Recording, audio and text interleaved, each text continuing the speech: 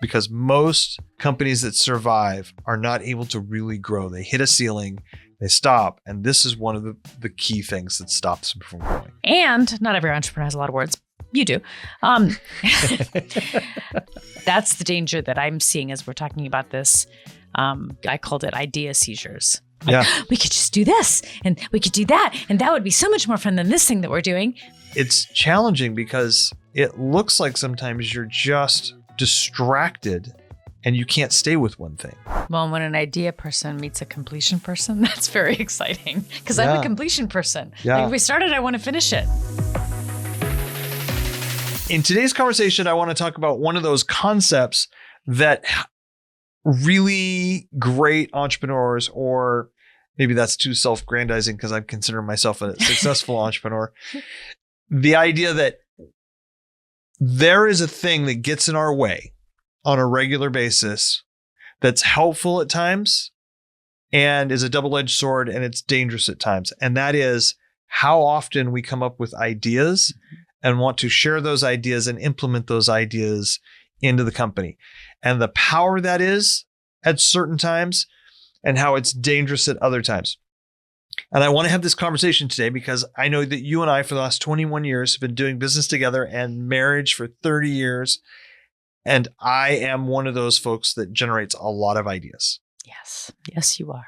And the challenges that we've seen in this and with our clients and everything else, and why this is an important issue for entrepreneurs to understand so they can be more intentional and more wise as they grow their companies. Because most companies that survive are not able to really grow. They hit a ceiling, they stop. And this is one of the key things that stops them from growing. The double-edged sword of ideating. Yes, absolutely 100%. So where do we go from here? One of the things that's probably important to talk about is let's talk about your perspective on this first. Okay. How do you see this? How has this impacted your life? All right. So I would say early on, well, first of all, let's describe it. Okay. So as an entrepreneur, one of the things that is best about how y'all are put together is you have 27 ideas before breakfast and you want to talk about them all. A lot of words. And not every entrepreneur has a lot of words. You do. Another unique thing about our relationship. But all of the ideas that happen on a regular basis, because you intake so much information and everything's generative and idea, how do you discern between the ideas that have merit and are for such a time as now, as opposed to, that's a great idea, I should put that aside, that may impact us in the future? Because as we've grown the company, it is harder to just turn around and implement ideas. Yeah. When you're a one-man shop or it was just you and I and you wanted to do something new or try something new, lower impact. When you want to start doing something brand new with a staff, impact is higher. It takes time to learn that. Now we have to change direction or whatever else. So that's been one of the things that I've really had to see. I've seen you grow through, is not needing to implement every idea that comes into your head. And especially, and this is where I think we see it with clients, when that idea is more exciting than staying the path of something that has real potential, but you're tired of it. Yeah. Right. And that's when it's dangerous. So it's really what we're talking. The conversation here today is really about how do entrepreneurs deal with this amazing gift that they have of generating ideas and solving problems? Mm-hmm. How do we deal with that in the idea of discerning between good ideas and bad ideas? And then how do we actually take those ideas that are good and make sure they get implemented to fruition and be able to develop and turn into something? Yeah. And how do you have patience to allow those to happen, right? So there's a book called Making Ideas Happen. It came out, 8 or 9, 10 years ago. I found it on our bookshelf recently and pulled it out and started rereading it. Actually, the funny part about it is, and I told you about this, is I decided, like I do sometimes, I start at the back of the book and I move my way forward. It's actually a technique I use for learning because of the way books are organized. Sometimes I can glean more from them. I can get ideas. You don't have to read the whole book. I don't have to read the whole book. I can make the ideas happen without reading the whole of Making Ideas Happen. It's amazing how many books write a book and then they they conclude the entire book in the last chapter. And if you just start with the last chapter and you have any questions, then you can back up into the book. If you don't have any questions, you don't have to read the book. Wow. Not all books are written great, but this is a phenomenal book. And what I realized was actually from how many years ago I got it, by the time I got to the first 10 pages, I started seeing all these notes I was writing in the margin. I got 10 pages into the book and then thumbed through the rest of it, and that was it. It went on the shelf. And there was this graph inside of it because the whole premise was, how do people who have ideas, how do great ideas happen? How do they go from this concept that gets discerned into good, bad, good, bad, good, bad, take all the good, and then figure out how you're actually going to implement them and take them on to fruition. Mm-hmm. Any great idea in the world that you can say, man, that was fantastic. The iPhone, the Apple Watch, cars, tires. B.F. Goodrich, when he first invented rubber, in the whole process of, he didn't invent rubber, but rubber had been invented and he hadn't figured out nobody figured out how to make rubber last. Mm-hmm. It broke down way too fast. It rotted. It became brittle. So it wasn't really good for bicycle tires. It wasn't really good for car tires that didn't have any longevity. And he was trying to figure out, and it was stiff. Mm-hmm. So how do you make it pliable? How do you make it last longer? And he actually went into debtor's prison twice, creating that. And so here's an idea. The guy's tenacious about an idea, and he lands in debtor's prison twice. I don't think anybody around him is saying, hey, what a great idea. You should keep going. People made fun of him and all kinds of stuff. Not only did he put his family in financial jeopardy and he put himself in financial jeopardy. Back in those days, debtor's prison was different than a normal prison because you could work there and do stuff. And he figured out how, you'd figure out how to pay and get your way out. But he finally accidentally went into this hardware store with his sample. He'd saved all this money, he'd made this chemistry sample of it, and it wasn't working. And the guys at the local hardware store too were laughing at him. It was a cold day that was causing it to be more brittle. He was mad. And he literally threw it across the room and stormed out. But then he turned around and went back into the store because it was the only sample he had and he didn't have much money. I want my sample back. And when he found it, and he realized he'd thrown it on the hot belly stove, the wood stove that was heating the store. And all of a sudden, when he peeled it off, the rubber had a shiny texture to it and it was pliable. Mm. And all of a sudden, what he realized is he'd done all the work and there was this accident that happened that all he needed to do was heat it up to a high temperature, and this galvanizing with the heat caused it, and it was the big breakthrough that led to B.F. Goodrich tires. He eventually sold the company, and somebody else took it on to be a huge company. But here was this guy. This demonstrates the tumultuous nature of being an idea person and being kind of addicted to your ideas and trying to figure out what's going on. Part of it was a tenacity process, but that was one example of what happens. And you get into this situation where leaders are like, we have these ideas. What do we do? How do we deal with them? And what happens when the ideas start actually getting in the way of running the company, in the way of the success of the company, as opposed to being the propellant of the beginning of a company or solving problems? Those are challenges, and knowing how to discern those things is really difficult. Well, and we talk about, it's one thing to have an amazing idea and stick to it and push through it, which is the illustration that you just gave with Goodrich, right? Like, he pushed through everything to get to this incredible accidental discovery, but he was prepared when it happened, right? So that's one example of an idea like being pushed through and the patience of it. That's a little bit different than what many have called shiny object syndrome, right? Which is where we're doing stuff. I've started a company. I have done this thing, but there's all of these other things, and they just look so much more alluring than what I'm currently doing or the current processes I've put in place. Yeah. And so we get, I think the wrestle is how do you implement and stay with the idea that has long-term potential and not get pulled off by shiny objects, right? How do you make sure that you don't allocate resources to shiny objects that really need to be used to make sure your foundation is stable and to keep you moving forward. So that's the danger that I'm seeing as we're talking about this.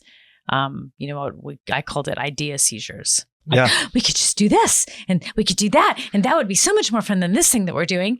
Okay, but we can't do all of those things because nobody can afford to do all of those things. So do you want us to do this thing or do you want us to do that thing?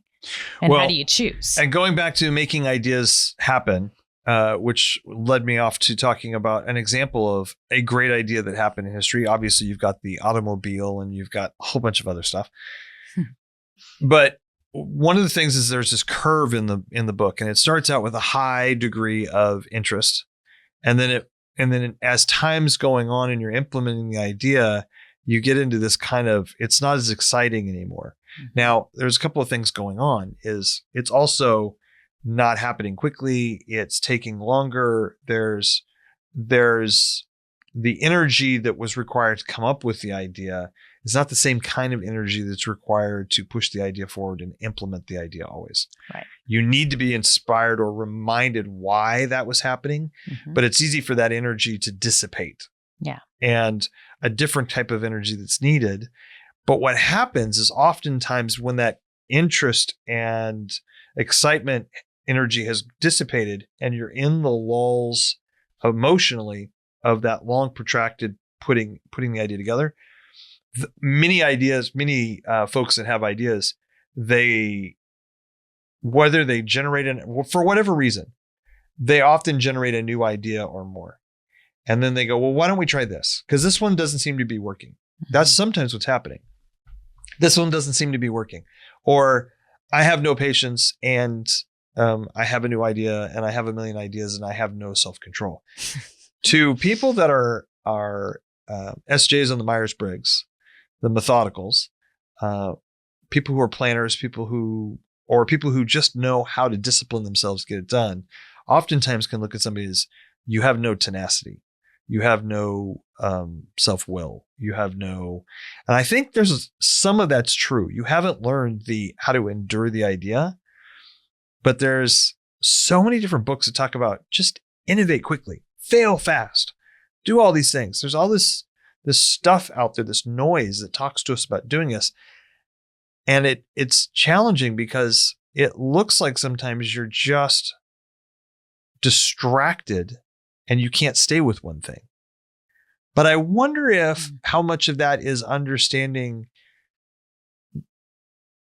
where ideas come from, maybe, or where ideas are supposed to be implemented and put in. And how does an idea really get made? How does it really get turned into something? And I think there's some challenges there because while you can be really self-defensive as an idea person and think, I have ideas. Stop making fun of me. Stop telling me I'm not disciplined. At the same time, I might not have as much discipline or understanding. And the other times, I think what looks like undisciplinedness or shiny object syndrome is really a iterative process of creating. And the knowing to discern the difference is really, like, the fact that there might be a difference is an idea that most people haven't thought about. And second, how to discern the difference is really challenging at times. So how do you do that? What kind of tools can you apply to help you discern the difference between shiny objects and iterative ideating? Well, do you want to hear the tools or do you want to hear how I kind of became aware of getting myself to the place that I needed to? Tell me how you became aware. So I have this wife. Yeah, is she good looking? She's fantastically Excellent. good looking. If that's a way of conjugating that Fantastically sentence. good Fantastically good looking. She's got a wicked sense of humor. And she has 2 accents. She has schizophrenic accent disorder. She does, yeah. Okay. She also is very good at being, I'm going to do this, and being consistent and staying the track. Yes. You might know her. You know what? She's really dear to me. Very fond of her. So there were many a times in the early days where before you and I were married that I was not good at being consistent.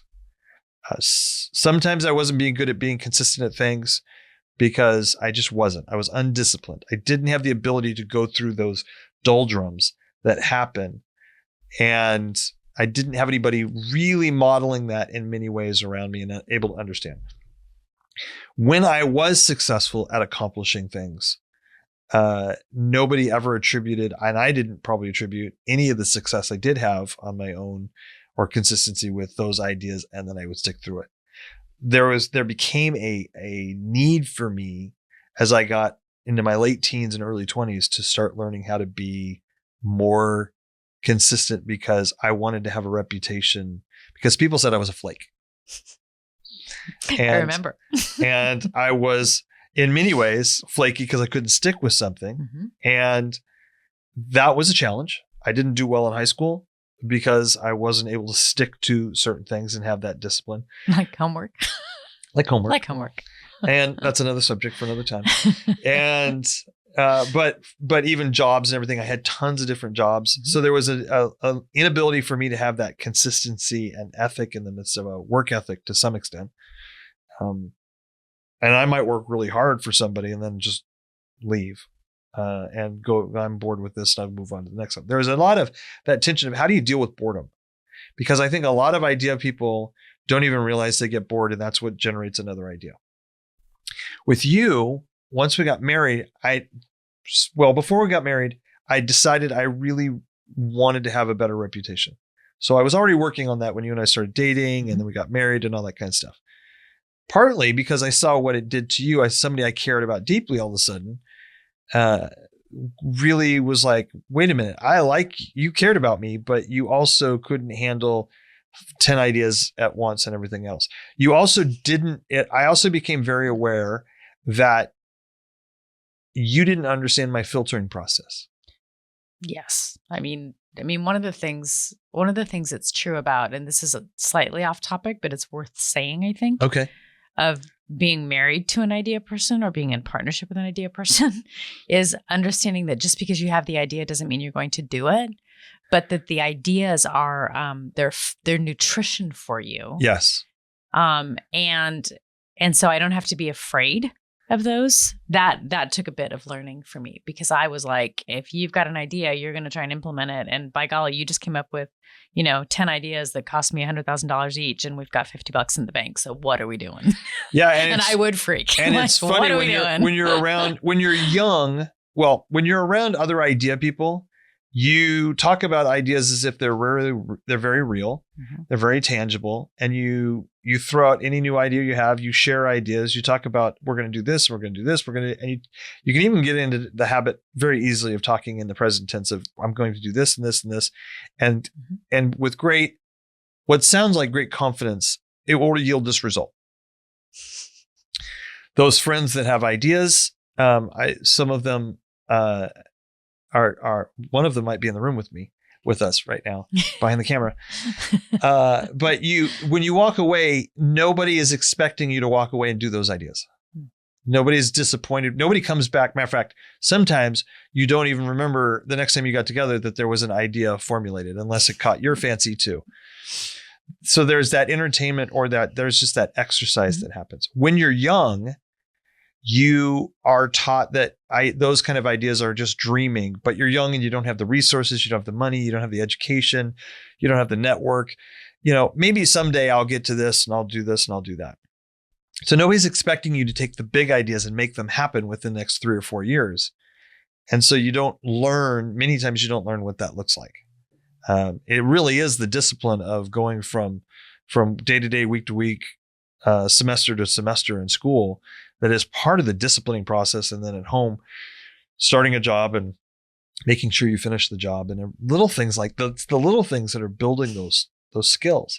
Having a child and realizing it's really exciting. Well, you know what? When we get into the doldrums, you don't get to give her back. This is fun. Nobody will take her. I'm sorry, it's no fun anymore. What was I thinking? One of the other things that was helpful. So learning to put myself in a situation where people I actually cared about were getting ideas done, so I could be around a group of people that could do that. And then you and I being in a relationship where it really was hard for you. it wasn't hard for you. I don't think it was hard for you. And you can correct me if I'm wrong about this. I don't think it was hard for me to say, I think I'm going to build a playhouse in the backyard. And I didn't build a playhouse for our daughter. But to say, I think we're going to do something that had any significance in our life that took money or investment or anything else. It's like, are you ever going to stick with anything? Now, by the time we got married, I had a job. The second job I had was moving into a career of being a pastor, and making sure that I didn't jump from idea this job, idea that job, that job. But there's a lot of ideation in the process. When we started companies, so I was doing it because at some level there was an emotional, I don't want to disappoint my wife. It's a good goal. It really, I applaud it. I know you, and it is a good, it created an emotional tension to where I hit a bumper of challenges with you and I if I didn't learn to continue to stick to it. At the same time, it's hard to learn something, a skill set nobody's been able to force you into. Well, when an idea person meets a completion person, that's very exciting because I'm a completion person. Yeah. Like if we started, I want to finish it, even if it's a really bad book. Like I just need to see how it ends. Yeah. So that's part of how we got here. When you said, okay, what are some ideas? Here's what I'm thinking, or here's what I've been thinking. Here's how I think we got here. We say this all the time in all of our content. If you can learn to codify what's going on intuitively, then you can learn to apply systems and balance, and you can grow out of that. And codifying the different, understanding and segmenting out the different seasons of growing our business, I think are really critical to this. When you're trying to figure out what business to start, it requires a lot of ideas. So you're generating a lot of ideas. When you pick an idea, you're saying, okay, I'm going to go with this. And in the first couple of years of a lot of businesses, most businesses fail within the first 2 years for multiple reasons. And not just because people get bored, a lot of other reasons. So what happens is there's an iteration process of figuring out, is this the right idea or not? And you might have to modify and change and get into a whole new market or something like that. But the process of starting allowed you to take a journey that allowed you to move forward and find something. It's like you can't direct a rock that's just sitting there, and it grows moss. But if it's moving, a rock in motion stays in motion. A rock in motion is easier to move. It's easier to direct. A whole new saying. So you go from I need a bunch of ideas to find a business that's going to work. I need to verify that business is going to work. So you're ideating a bit there, just trying to make sure you have the right product and market fit. Once that company starts moving and you've got some traction, the next place that creative energy goes is not into coming up with a new business, but you are coming up with a bunch of ideas to solve problems. You are responsible to try and iterate the mini problems that are fixing, and you're wearing a bunch of different hats. So it feeds into the creative idea person's, especially for me, I realized I was now moving that energy from finding a business to start to making sure that we went from the big idea to the specific idea of how that's going to work and how we're going to find our first customers, to now we're running the business and there's a gazillion problems that need to be solved and a gazillion tasks that need to be accomplished in the business. Everything from creating the product or service to bookkeeping and all that kind of stuff. So there's this need for, I started something and immediately there's a need for me to be creative on the other place. So that ability for me to be creative, or for the creative people to come up with ideas, is happening. What happens next, so you've got two phases there. The next phase is actually really surprising and nobody talks about it and nobody teaches about it. And it kind of is discovered. And the people who push through it are successful entrepreneurs and businesses. And that next phase is you realize that now you're in a business that the same things are happening over and over and over again to make a living, to bring in the customer, to deliver the product. You're not iterating a bunch of new ideas because you've got some solid ideas that you can sell. You start to bring on employees and you're wearing less and less hats. But all of a sudden you have this energy, this concept that you're generating ideas. And if you didn't know what you were doing in this process, you think your identity is part and parcel wrapped around idea generation. And you don't know what to do with that energy. And so you get into this place where, as I'm thinking about several of our leaders that have companies that are $2, $3, $4 million, and it's amazing how many clients we have in that zone right now, that they've done all this amazing innovative work and iterative work, and they've come up with all these ideas to get here. But now we've started to see the systems and consistency need to be over and over and over again. What do I do with that energy? Now my role is changing. And when is it appropriate for me to ideate and share an idea?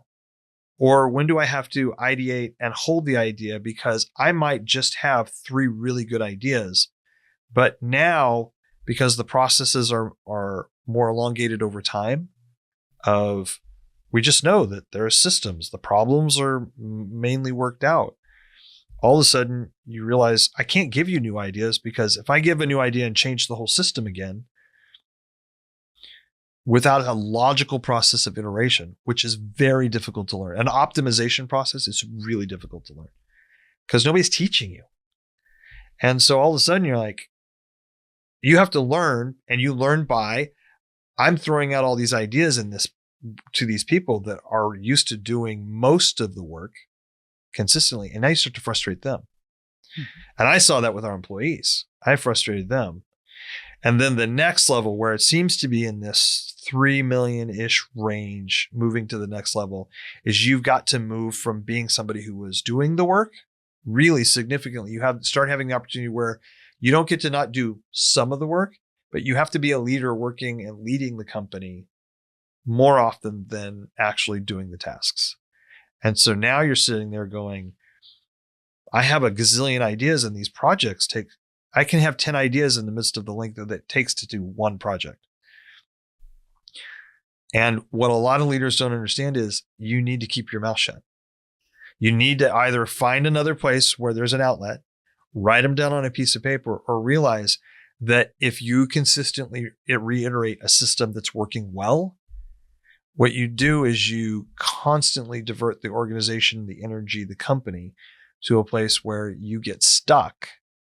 And now the company never gets past 3 million.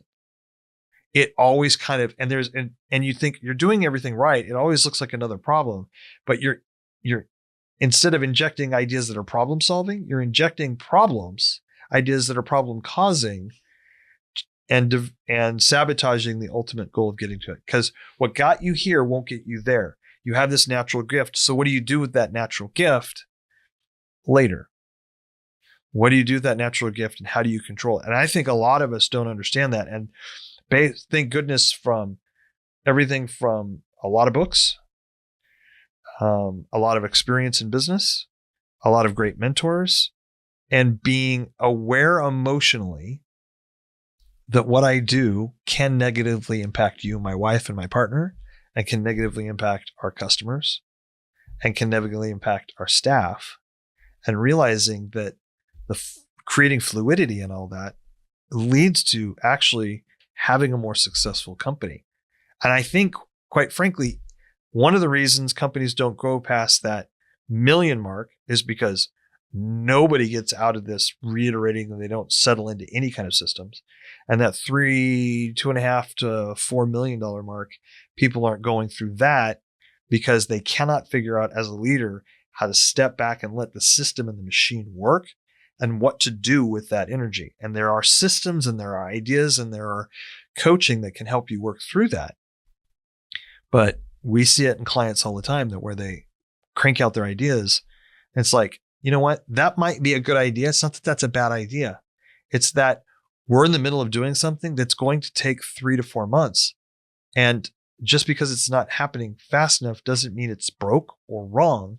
and you're trying to either iterate another idea, because here's what happens. A lot of us idea people, if we're not thinking about it, and a lot of clients can go, I really think they're thinking, this isn't generating revenue fast enough, and it's a brand new thing we've never done, so it must be broke.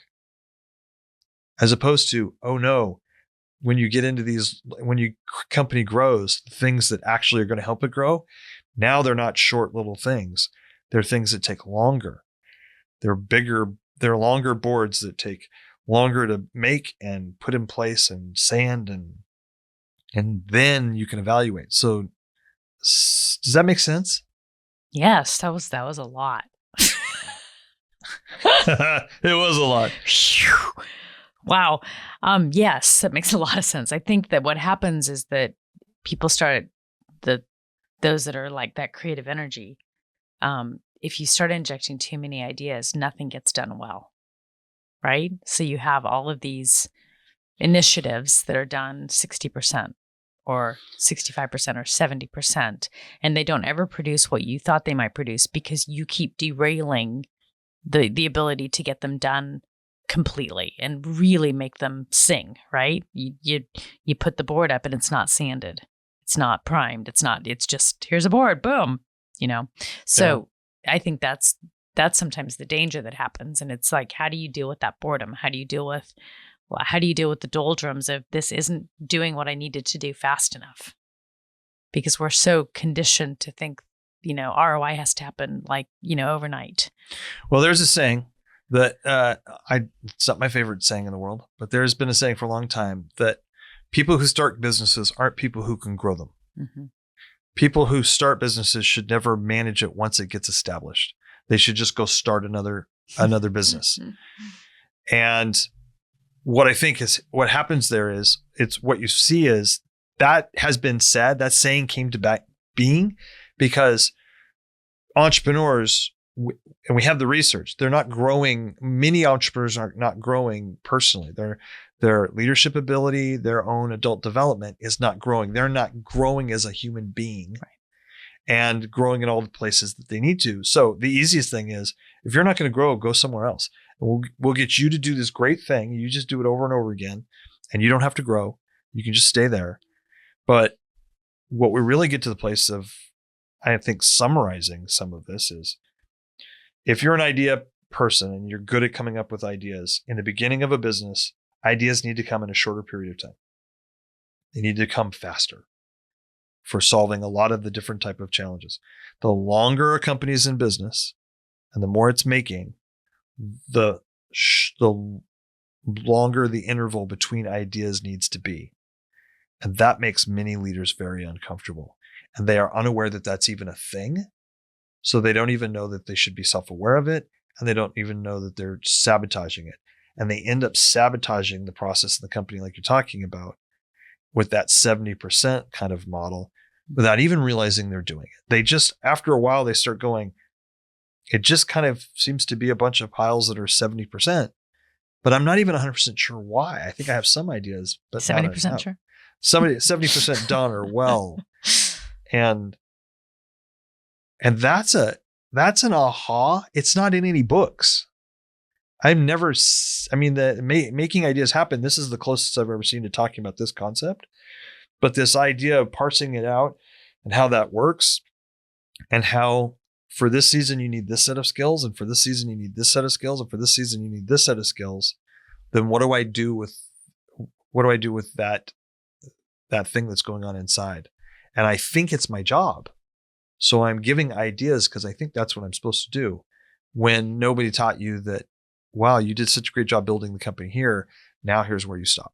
I think that's really where leadership development, leadership coaching comes in powerfully in one of those places, because this is one of the reasons, this continual sabotage of why companies never get past this ceiling mark of in that 3 million mark.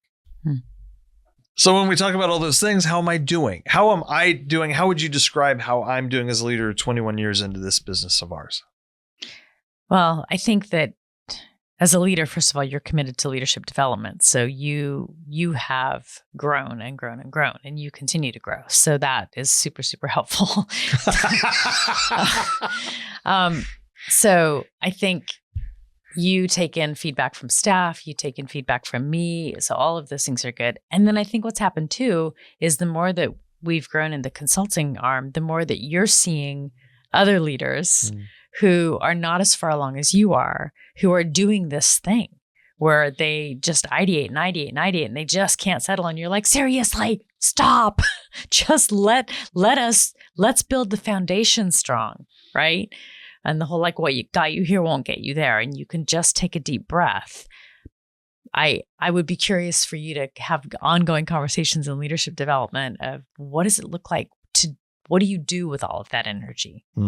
Right? I know for you just take in information, you learn, you do all of that. You do a lot of writing, you create parking lots.